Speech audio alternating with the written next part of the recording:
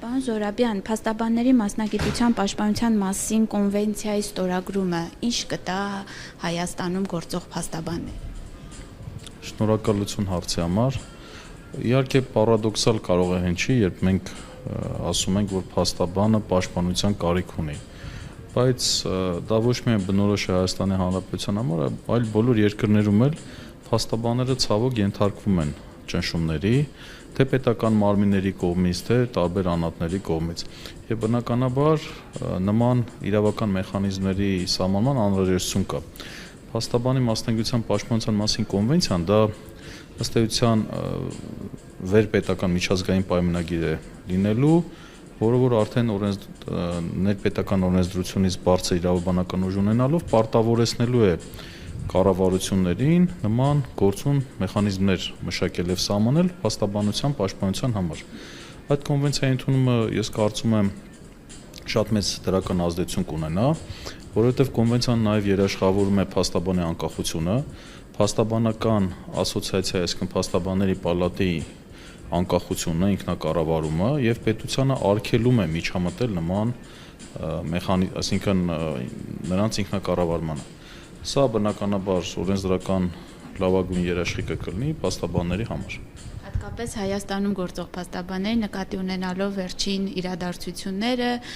օրենսդրական փոփոխությունները։ Այո, ցավոք վերջերս փաստաբանները նաև իրավական առումով մեծ ճնշումների ենթարկվեցին, ինչպես հիշում եք, նաև հարկերը անհիմն բարձրացրեցին եւ բնականաբար նաև մենք շատ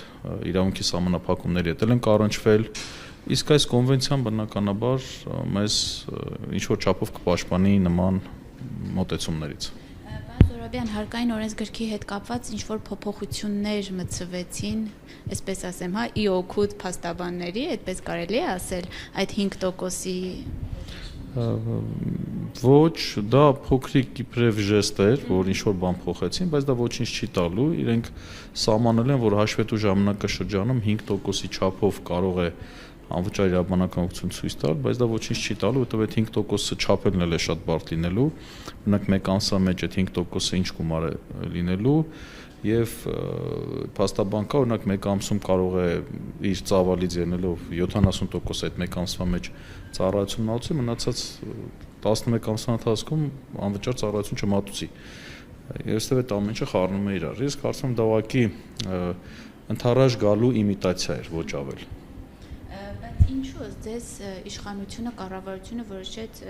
նոր այդ փոփոխությունը հիմա անել այս տարվա ընթացքում նկատի ունեն։ Փաստաբանների վերջին շրջանի այդ ընդդեմ կառավարության գործողություններն են միգուցե պատճառը։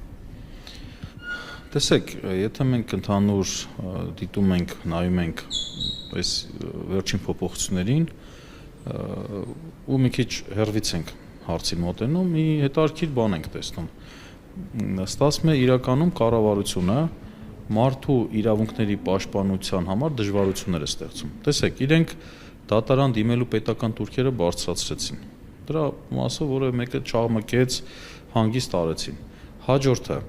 իրենք փաստաբանի հարկերը բարձրացրեցին, դրանով բնականաբար ի վերջո դա գնալու է քաղաքացու գրպանին դիպչի։ Քաղաքացիների մեծ մասը արդեն չի դիմելու փաստաբանին։ Այսինքն եւ երրորդը իրենք փորձեցին նաեւ վարչական արդարադատության ոլորտում, երբ որ վարչական ակտ է կայացվում մարդու նկատմամբ, օրինակ տուգանք է կիրառվում մարդու նկատմամբ, եւ նա դիմեր դատարան, այդ տուգանքը այդ բանը չէր մուծում։ Բայց այս պայմաններում, երբ որ իրենք դա են ուզում փոխել, մի մասը փոխել, մի մասն էլ ուզում են հիմա փոխել, այսինքն այսպես է աշխատելու, դու տուգանքդ վճարիր, հետո վերջում, եթե պարզվի ճիշտ ես, դա կվերադարձվի։ Հիմա պատկերացեք քաղաքացուն, որը դատարան պետական турք պետք է վճարի բարձր գներով, փաստաբանի ծառայության պետք է դիմի բարձր գներով եւ մի հատ էլ իր նկատմամբ ապօրինի կիրառված այդ տուգանքն է վճարի նոր պաշտպանվի։ Չի դիմի։ Ավելին ասեմ, վիճակագրական տվյալները որ նայում եք, վիճարկման հայցերը մոտ 80%-ը բավարարվել է դատարանում։ Դա նշանակում է 80% դեպքերում վարչական մարմինները սխալ են գործել։ Պատկերացնեք, դա ինչ ահռելի ցուցանիշ է։ Հիմա պատկերացեք, այս պայմաններում, եթե այսպես հերվիս դիտարկենք, կստացվի, որ հատուկ են անում, որպեսզի քաղաքացին չդիմի իրավական պաշտպանության։ Սա էլ բնականաբար բերել է հետևանքին, ինչ հետևանքին որ կանք։